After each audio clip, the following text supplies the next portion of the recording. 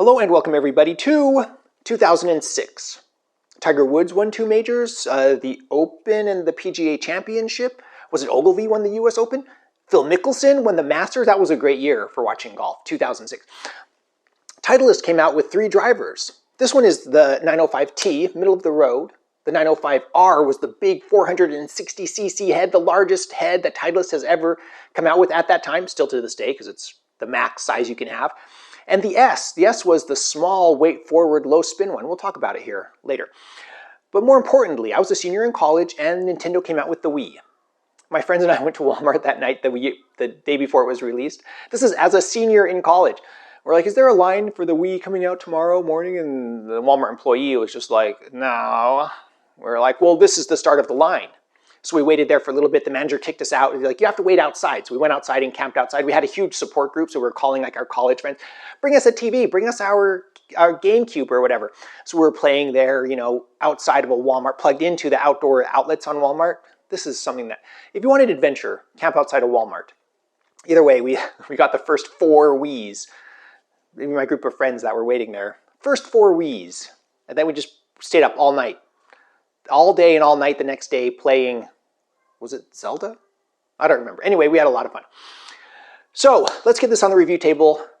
You know, as a senior in college, this didn't jump out to me as much as the Wii, but let's get this on the review table and have a closer look. First thing to notice is this huge silicone grip with this huge massive pad up here. So when you're playing Wii Sports, you don't throw this into your plasma TV and just put a big hole in your expensive TV. Do you remember Do you remember when that was a problem? It's like that was a serious problem. People throwing your controllers, their Wiimotes, into the TV. Here's the original Wii. Yes, I still have it since 2006. All right. You know what's funny is I actually replaced the drive because the motor wasn't working. Still works to this day. All right. But you're here to see the Titleist 905. This is how to identify it. Pro Titanium 905T. That's just the model number.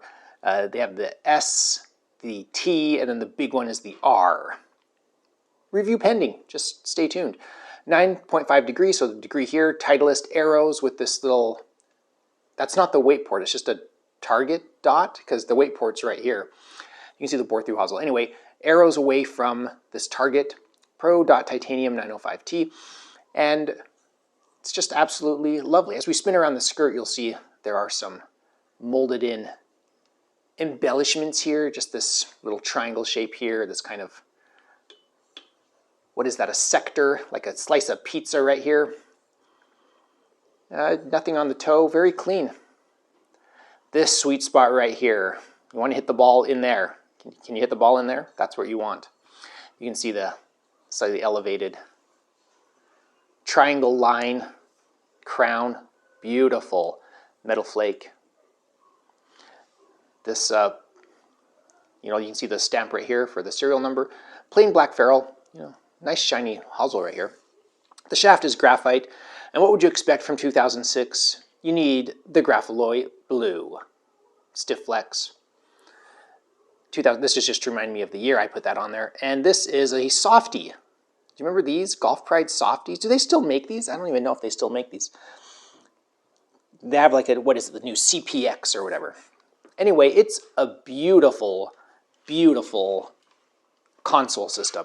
So let's get this out on the range and see what I can do with it. There are actually 2 range segments. There is going to be the outdoor talking range segment, and actually at the end of this video, I'm going to put in some data I collected. It's just like 4 shots, so it's not like any sort of real data collection, just kind of give you an idea of what you can expect. What's funny is people talk about forgiveness versus the T versus the R. Let me put the dispersion up right here, and you can see the dispersion from those mishits. I think I only hit one of those okay, and even that one felt a little, I think they were a little high on the face or something, I don't remember, but you can see the dispersion. It's crazy, even with the mishits. They all went exactly the same distance. So stay tuned, you can watch that footage at the end of the video. For now, let's go outside and see how it does. Titleist 905T. T for titanium. Obviously, that's what, you know, the T always stands for. Ford Model T, titanium. Looking down at this, if I compare it to like my TaylorMade M2, which is what's in my bag right now, the footprint of the M2 is a little bit bigger. The contrast between the white and the black is obviously different from this just very elegant crown with this metal flake silver and this triangle line. This is like an elevated triangle and top line. It's not just painted on there, that's like actually elevated. Yeah, very elegant looking club. No adjustable neck, you know, stuff like that. The grip feels good. Beautiful club. I want to show you this. This is what I've been looking at here behind the camera. Titleist went crazy with their head covers during this era. Look at this. I mean, look at the branding here. And look at the materials. There's like this faux pigskin leather. There's this like foam right here, and there's this like glossy faux leather. Then there's embroidering with the, and then there's the strip. It's just like, there's like 6 materials. It's like a Nike shoe from the 90s. Look how crazy these things are. They just went crazy with their head covers for a while. I love that era. And what was the other one? Is it the, was it the 910? When they also, like, Titleist just went crazy with their head covers for a while. And we all loved it. We love it. All right, where are we at? Let's hit a few with this. Okay, so I just got done hitting the Persimmon Ram driver. But this is a different beast, isn't it? I'm not sure what's going to happen. I have no idea what's going to come out with this one. So let's see what we can do.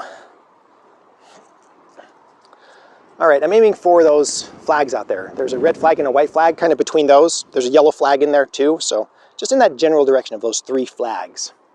Flapping in the amazing crosswind going on here from back to front. For you, it would be left to right. All right.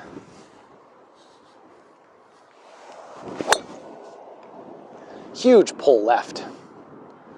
Thin pull. It felt thin. I could feel some feedback. All right. Try it again. Not so thin this time. Maybe more online.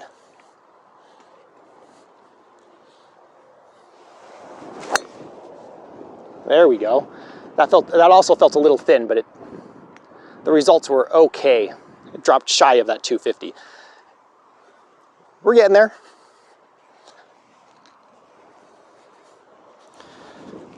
All right, let's see. That T's still good.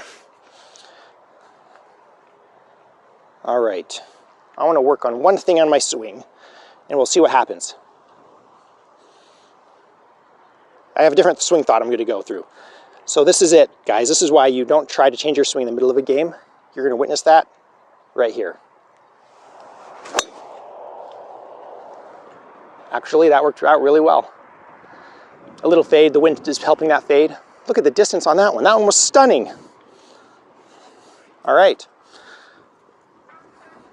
We'll try that again. See if we can keep a good thing going here. I'm not sure I'm going to golf again this year. It's November here in Wisconsin. This might be my last outing. Outdoors. Okay, I'm going to try the same thing. I'm going to move it back about an inch in my stance. I'm going to try to go for more of a draw feel.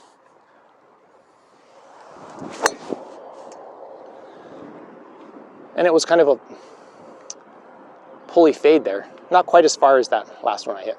But I mean, it feels stunning. Like, I don't feel like I would be at a disadvantage playing this.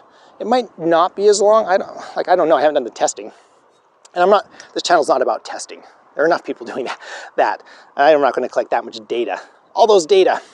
So, I mean, it feels great. The head looks amazing. If you can find one of these for a good deal and you're new to golf or you want to start out, I mean, I feel like you wouldn't be at a disadvantage learning on this. Or if you just want to enjoy the history, or if you bought one of these new, let us know in the comments below and still game it today. It wouldn't surprise me at all. Look at it. It's stunning. And the head cover is amazing. So this feels amazing on the range. I hit this a couple of different times. But on that range footage, like, you hit it out of the sweet spot and it feels amazing. It just trampoline effects off and goes sailing.